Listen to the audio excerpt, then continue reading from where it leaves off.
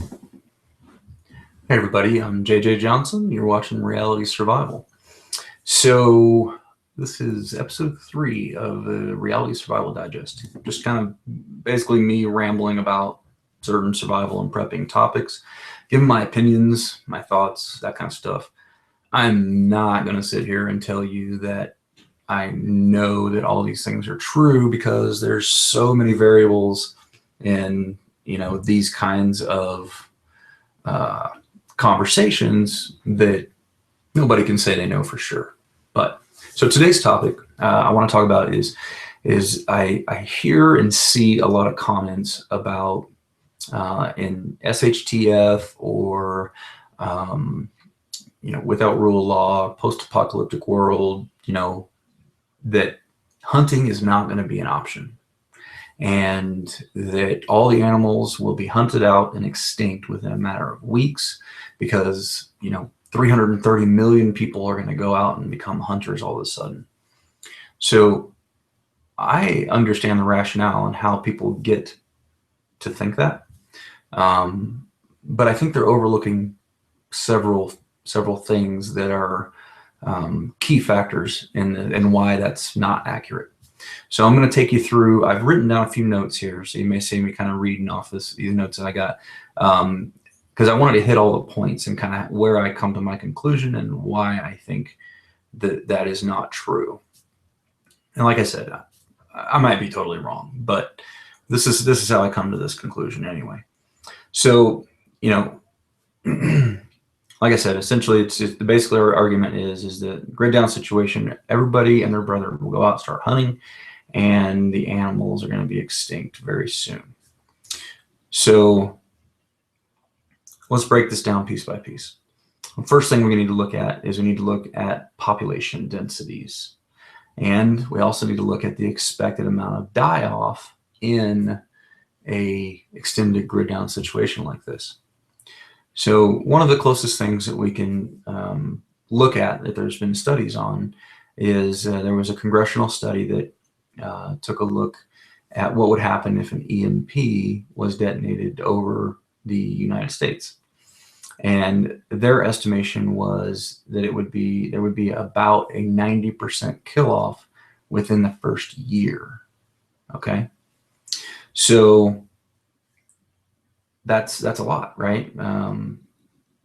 And now let's go ahead and look at the population densities.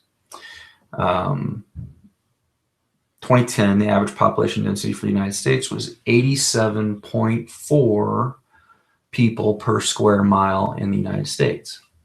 Now, if we look at the 90% kill-off number, that is going to take our 330 plus million current population down to about 30 million, with a land mass of 3.8 million square miles that we have in the United States. That leaves about 8 people per square mile. So that is roughly the same as the population density of North Dakota. Okay, so if you spread it all out equally everywhere, if the population was positioned everywhere equally, we would have about the population density of North Dakota. Okay, but let's say that this congressional study was wrong, because let's face it, they're almost never right. Let's say that it was only a 75% kill off, and I think that's pretty reasonable. I mean, does anybody believe that the kill off would be less than 75%? Because I mean, it's probably going to be more, but I'm trying to be conservative in this, to show that, how I think this will play out. So we'll go with 75%. We're gonna be generous and go 75% a kill off. So that would make our population in the United States about 75 million people. This equals a population density of about 20 people per square mile, which is about the same as Idaho. Idaho is not very dense, population speaking. All right, so now we're going to continue on this thought process and try to figure out how many hunters there are going to be, and all that kind of stuff. Many are going to be too old Many are going to be injured. So I'm going to say, this is just a wag, we're going to say 20% are either too old or they're injured and they're not going to be able to be out hunting. Then many are going to be too young. But, you know, we'll say that it'll be a smaller number. We'll say it's only going to be 10% that are too young. Now, there's also still going to be man and woman couples, you know, traditional marriages, and in those couples, probably only one half of the couple is going to be out hunting. The other one's going to be at the home, maintaining security, you know, taking care of meal preparation, cutting firewood, you know, all that kind of stuff. And I'm not saying whether it's man or woman; it just probably only one half would be doing it. So that reduces it. You had 60%, and now we're going to cut that in half. That leaves about 30% of people that will be able-bodied hunters. And this assumes that the population is spread equally everywhere in the United States, which wouldn't be true. Okay, so that number now is down to, so we've gone from 75 million, we've whittled that down to about 22,500,000. Okay, again, this is all just a thought exercise, but so currently there are about 18 million hunters in the United States annually. So, okay, let me go back on my train of thought there. Okay, so 18 million hunters annually in the United States. Now, granted, these people do not primarily hunt for food exclusively. They have grocery stores and all that kind of stuff, you know, most of them. So we got to understand that. But let's keep going. Let's go ahead and let's understand that these people are not going to live spread equally throughout the United States. Most people are going to still live, or a good percentage of people anyway, are still going to live along the coasts and along the Gulf. And primary reason for this is that it's an easier and more productive way to get protein by fishing, by living in the ocean. Traditional cultures have lived along the coasts all over the world for millennia. You know, that is a part of human nature. Agriculture and the development of infrastructure has only brought us further away from the coasts. So when that stuff starts to decline, you will see that move back out, in my opinion. And additionally, those are also traditionally more warm climates, right? You know, right along the edges there by the water, a little bit more temperate, a little more mild.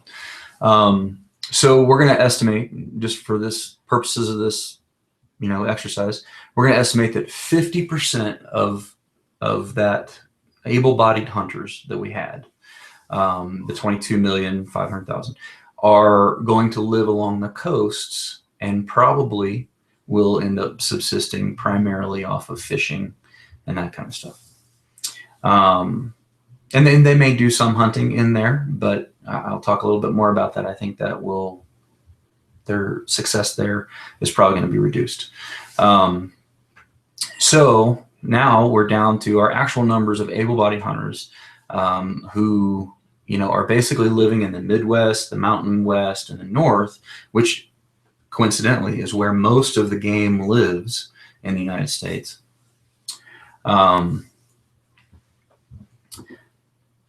So we're down to 11,250,000 hunters. That's 6,750,000 less hunters in the woods than there are today. All right. So let's keep going. Now, then we need to consider that although farming and livestock production is probably going to take an initial hit, it's also very likely that it will be one of the first things that will bounce back, right? And it's going to recover because we're going to return to farming by necessity. And that is where farmers will end up focusing more on reproduction as opposed to solely focusing on meat production. And the reason that is because there's going to be big money in selling livestock and breeding pairs. That's where the money is going to be. And as a culture, we will need to get back to that philosophy. So instead of just having one steer, one heifer, and then slaughtering it, likely end up calving 2 and only slaughtering 1. So they increase the number of those breeding females, which also increases the overall population, over the coming years, and they're going to make more money that way too. So to kind of recap, we're going to have, and hey guys, in the comments, if you got any questions, go ahead and put them in the chat, and I will do my best to answer them as soon as I get through this little stretch here. So you're going to have less hunters in the woods in an area that has a massively decreased population density. The hunters will be there. They'll be relying on the food for survival, so they will be putting added pressure on the animals when they do come in contact with them. This is going to probably lead to what I would call forced migration and a changing in the animal lifestyle patterns and where they actually live. We see this every year in deer and elk seasons on a local kind of anecdotal level. Another good example of this is Yellowstone, where when they introduced the wolf, and that caused change to migratory patterns of the elk and that kind of thing. Anytime animals are pressured, they're likely going to change their normal territory, and they're going to move to more secluded places. Again, that Midwest kind of Mountain West areas. And they're also primarily going to become, for a while anyway, until the pressure drops, they may also become primarily nocturnal, meaning that they're only going to feed during nighttime as opposed to at dusk and at dawn, primarily. Okay. Now, because of the changes and the changes they'll face and the added availability of habitat, I think there's going to be a pretty high failure rate in the short term among those people that don't, or among those people who attempt to hunt exclusively, but who previously didn't know how to hunt. Okay, a percentage of them will learn, through their mistakes, and they'll get better at it. But many are also going to seek other opportunities, like agricultural and livestock opportunities, as well as fishing along the coasts. One other thing is additionally, with the massive increase in availability of habitat for all the game species, this will mean that those animals left alive will see an increase in birth rates. One of the biggest factors in animal birth rates is the ready availability of natural habitat, not predation. So, given that the human population density will decrease, that people are likely primarily going to live in warmer and southern climates along the coasts. They're going to have, looking for those fishing opportunities, and that there'll also be less hunters in the woods. I think in reality, we almost certainly will see an overall increase in herd sizes across all species over the long run of 5 years or more after a crash. But what does this mean for preppers? If you don't hunt now, you should start. You need to learn how to do it now so that you can be successful after, an SHTF kind of event. You should also stock up on hunting ammo. And lastly, my opinion is if you're looking for a bug out location, you should probably look to an area that's in the Midwest or the Mountain West, or somewhere where you're likely to see better game populations over the long run.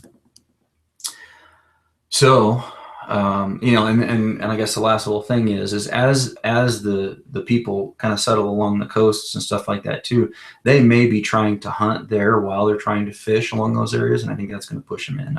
I may have mentioned that, but anyway, that is just my thoughts on animals hunting after SHTF and all that kind of stuff. Tell me why I'm wrong. You can go ahead and put some in the comments below or in the chat room here, and I'll go ahead and look right now and try to answer whatever questions I can in the chat room. Let's start at the top here. So, Robert, we talked about if the population density is not uniform. I think we covered that.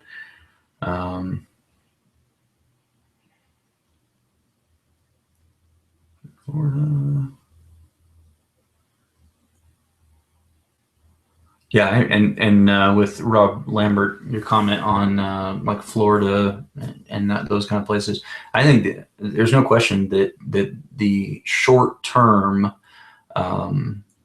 populations of agriculture is probably going to decrease because of the need for food and all that kind of stuff. But I think what you're going to see is that rural farmers will very quickly begin to increase the size of their herds. Right now, they're not increasing the size of their herds. They're maintaining the size of their herds based on what acreage they have. But when 90% or 75% or even 50% of their neighbors no longer own their property anymore, they can now expand the area that they're going to run their herds, and they can therefore expand the size of their herd to a bigger area, if that makes sense. At least that's my thought anyway.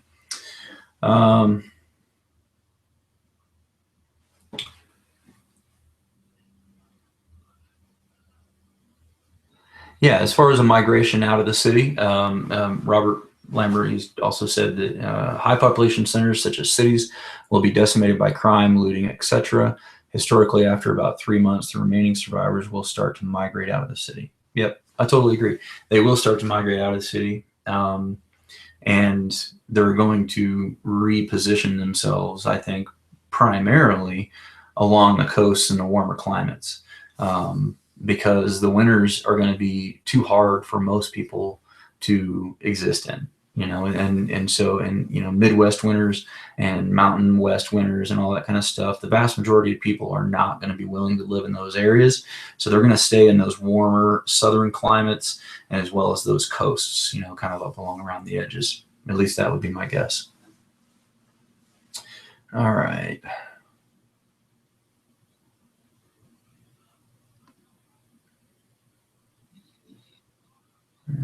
Okay, just reading through the comments here. John Lord, let me see what he said here. Someone.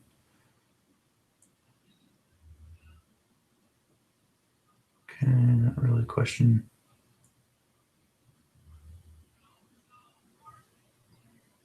All right. I think that's pretty much all the questions there.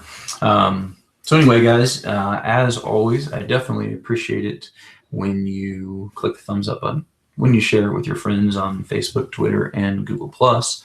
And again, I'll stay on the chat for a little while. If you guys have any additional questions, I'd be happy to throw out my thoughts on it.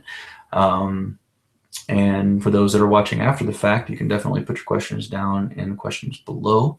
If you guys have another topic that you would like to see discussed on the channel here, as either part of a question of the week or like a reality survival digest kind of thing like this, then definitely definitely go ahead and put those in the comments below, or you can email me at realitysurvival@gmail.com, and we can talk there as well. So, if you like these kind of videos, then please click the subscribe button, whichever side it's on, one of the two, I'm not sure. And if you'd like to get notifications of when I publish these emails, click the little bell button down there as well, and that will actually send you an email and let you know. So I think the feed is kind of weird on YouTube, and a lot of people don't end up getting notified. So, all right, that is it. And thank you, Samuel, for calling me a handsome devil in the chat.